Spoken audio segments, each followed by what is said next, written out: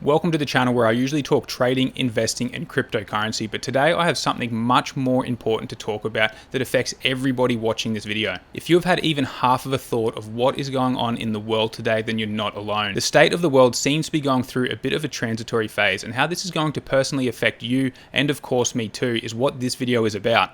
I've spent the good part of a decade studying cycles, and although that isn't a very long time, I can appreciate that it is probably more than the average person. I apply this knowledge to the financial markets to make a few bucks, but the study of cycles runs much deeper than just the stock or cryptocurrency market. Cycles are ingrained in us from birthdays, Christmas, New Year, and of course the natural cycles of seasons. Farming would be impossible without cycles. There are long-term cycles such as completing our education, or short-term cycles such as our birthday. Let's say your birthday falls on your last exam for the year, but not only that, it's your final year of university. This is the coming together of multiple cycles, and I can guarantee you that night you're going to be getting pretty loose and having a party.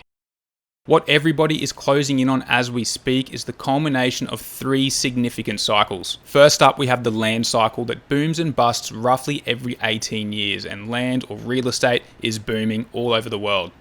Second, we have the civilization cycle. This is the changing or turning of a generation. Times are changing. Third, we have the country or dynasty cycle, the changing of the world powers. Politics, freedom is changing. Just like my previous analogy of cycles coming together and having a party like no other, these cycles coming together are also going to be creating a massive party, but not necessarily one that we want to attend. Before I send you the invite, I'll give you a bit more background. The land cycle booms and busts roughly every 18.6 years, and this is documented back to 1792. There's a repeatable pattern and repeatable signals, and the cycle is made up of roughly 7 years up, a slight correction, 7 years up, and 4 years down. The most recent cycle started in 2012, and the halfway point, the 7 years up from 2012, brought a top in just before COVID hit. The land cycle was around long before COVID, but everybody following it, myself included, were prepared for the correction and the boom that has followed. This property boom across most developed countries is set to peak in 2026. The civilization cycle is an 80-year cycle documented back to roughly year 1460. This too is a repeatable pattern with repeatable signals.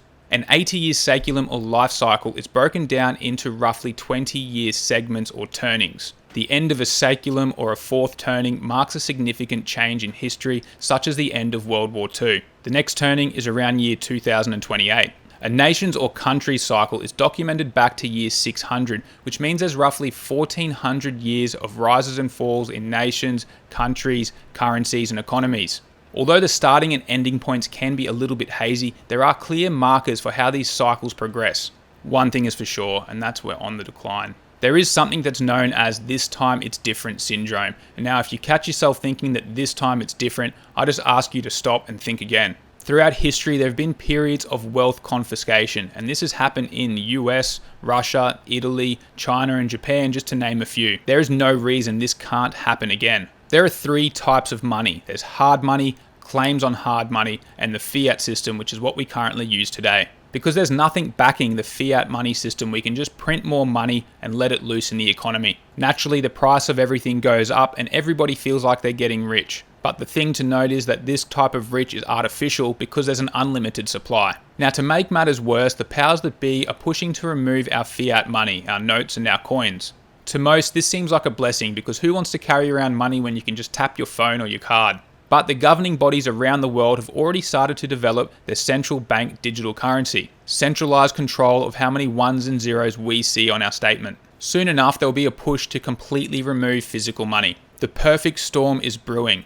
Property is booming, set to peak later this decade. Civilization is closing in on its fourth turning. And for our countries, there is civil unrest. And although not evident on most mainstream media, millions from all over the world are gathering to fight for their freedom. There's a growing political divide between the left and the right.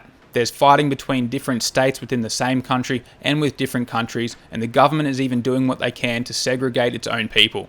Here's a scenario. Let's say the powers that be successfully remove all physical fiat money, our notes and our coins, and successfully implement a digital currency centralized by themselves. And then the political divide and segregation continues. I don't think it's too far of a stretch to see a confiscation of assets, civil unrest, war, and revolution.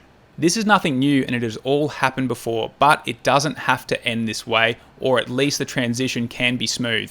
What can we do about it? On the financial front, diversify our wealth, have some land, hard money, and maybe a digital currency not controlled by a single power. But more importantly, everybody must stick together, not to buy into this political wedge or segregation nonsense. Turn off your social media or regular news telling you what to do with yourself or to other people and what to think. And that's where I'll leave it. Thank you for listening.